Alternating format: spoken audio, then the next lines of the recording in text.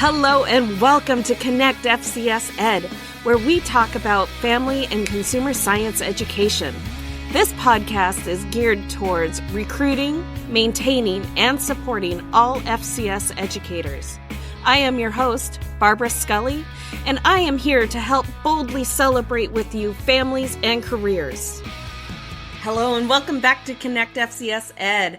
Today's episode, I'm going to be talking about teaching FCS with technology. So all teachers across the nation have pivoted their pedagogy and methods to embrace the future by becoming virtual educators during this unprecedented and relentless time of COVID-19 pandemic. So I teach foods and nutrition 1, and interior design this school year.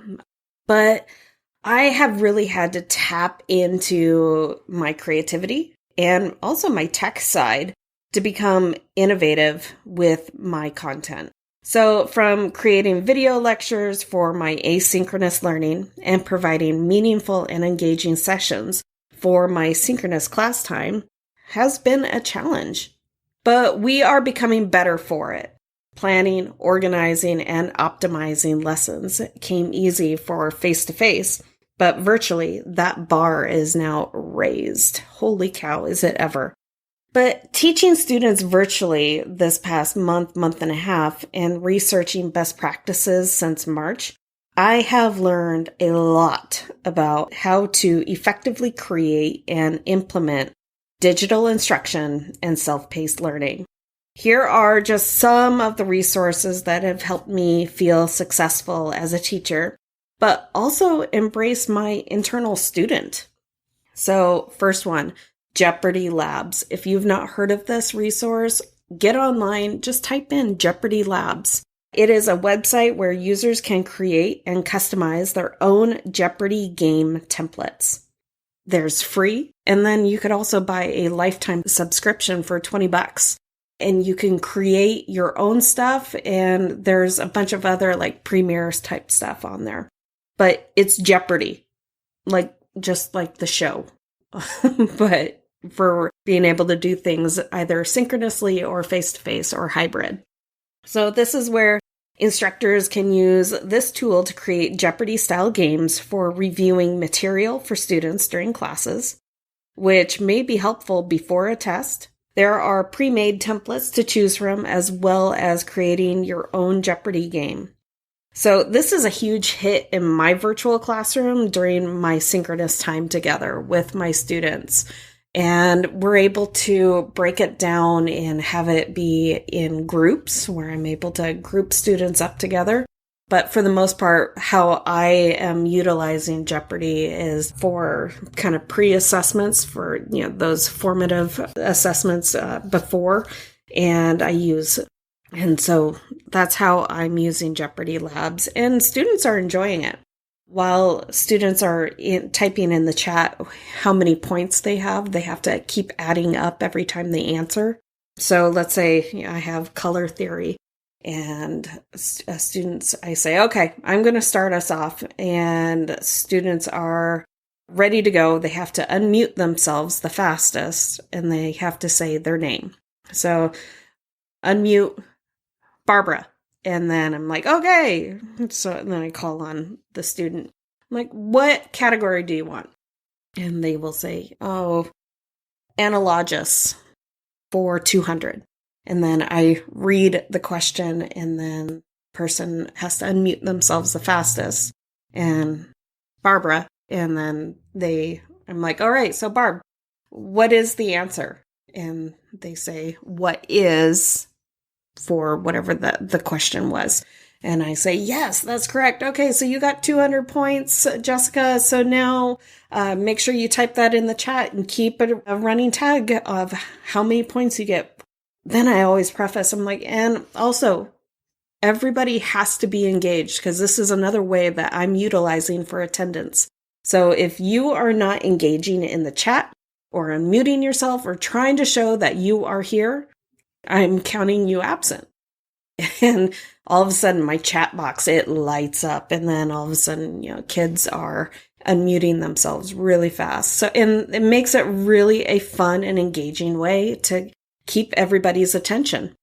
And also, they don't want to be marked absent. Another awesome go-to tech tip is Kahoot. So Kahoot has been a great go-to for teachers looking for an engaging way to run checks for understanding or exit tickets.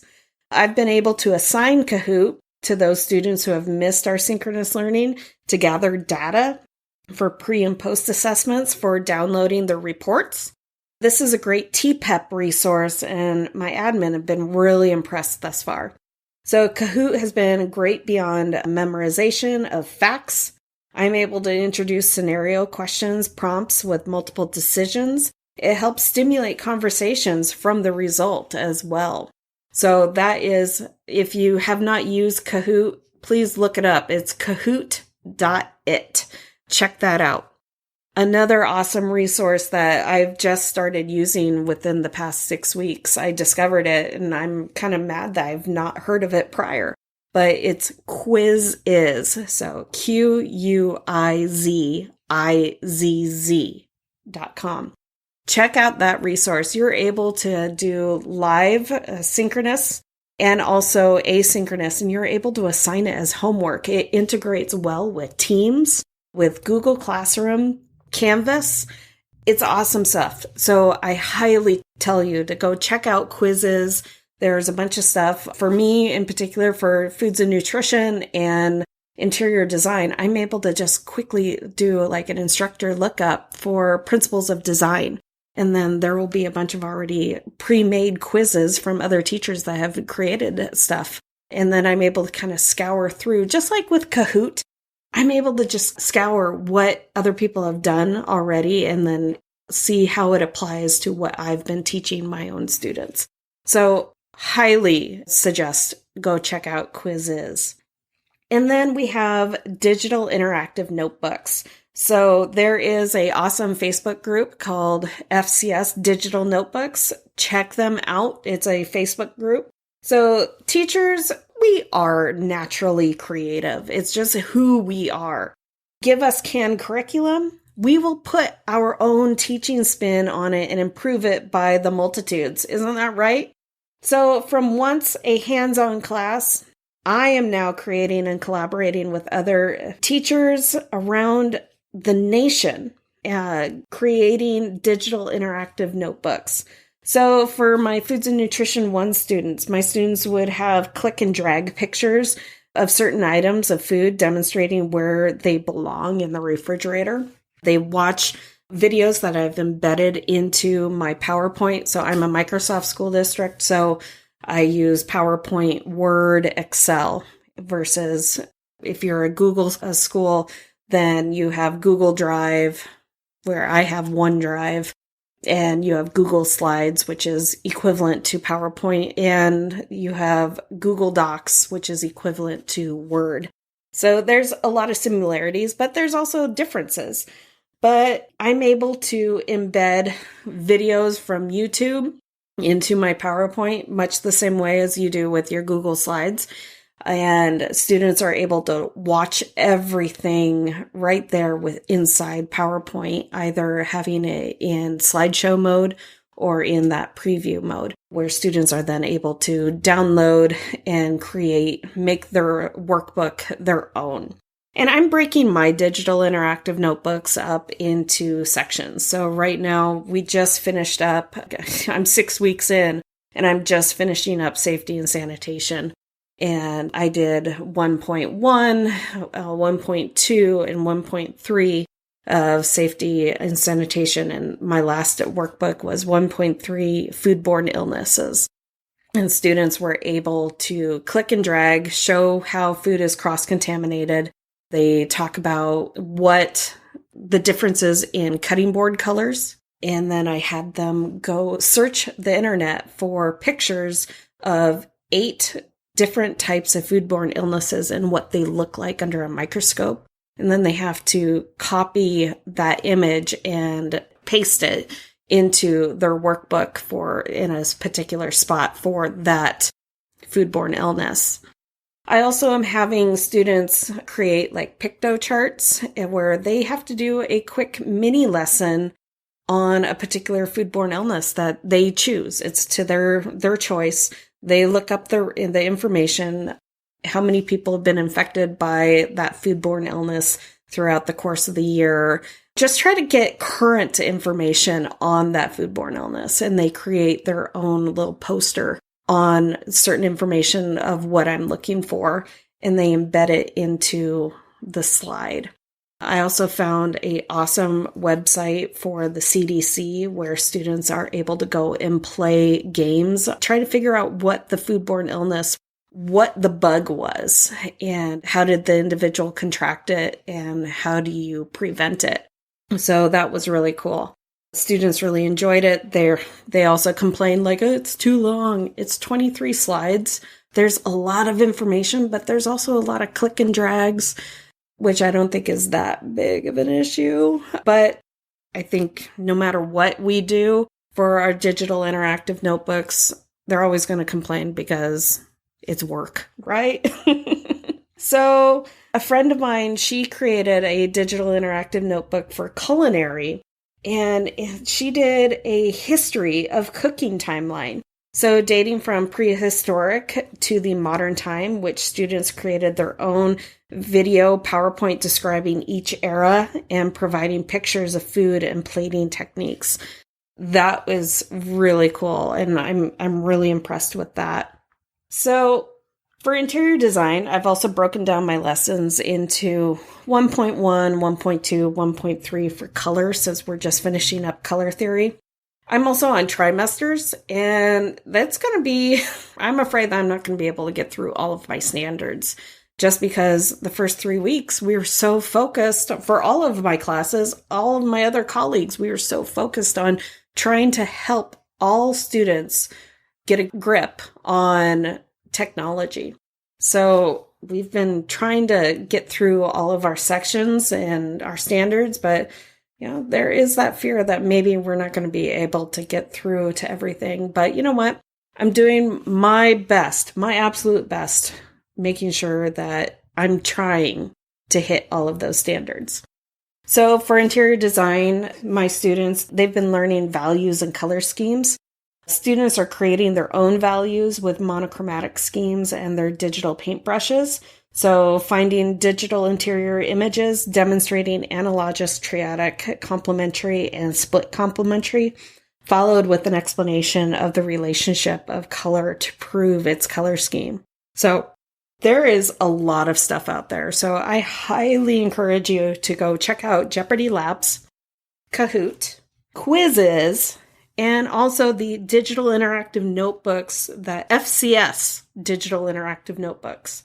Currently, right now, create your own PLC. Nobody should be a lone island right now in this COVID pandemic situation that we're in. Just with creating this podcast, I have been able to meet so many diverse and amazing individuals who are sharing their wealth of resources and information with me. And I couldn't tell you how grateful I am. And I want you to know that there are people out there who do want to help you, and we all want you to succeed. So right now, please, if you are a singleton, reach out, join. There's so many Facebook groups.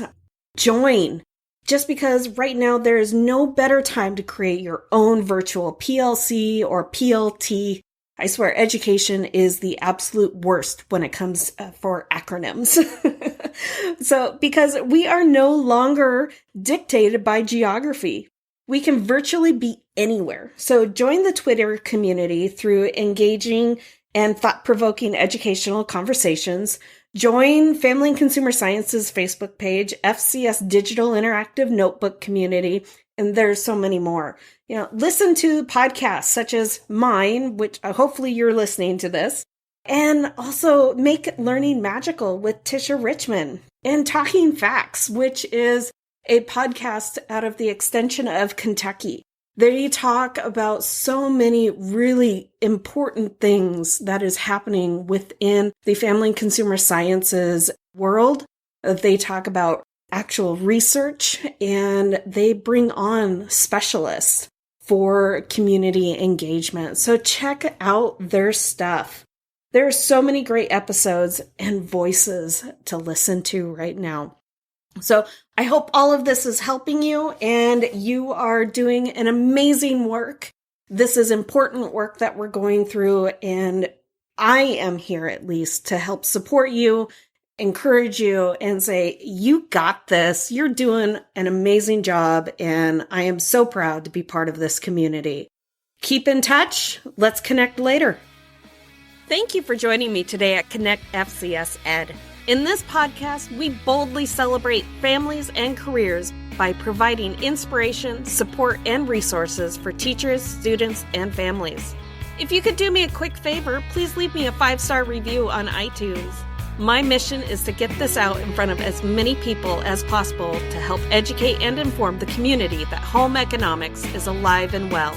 Each week, I will choose one special person to win some Connect FCS Ed swag. So be sure to add your name to the review, and I will reach out to you if you're the winner. Thanks again for spending your time with me today, and be sure to visit me at fcspodcast.com for past episodes and more gifts to help spread the word that family and consumer science is today's home economics.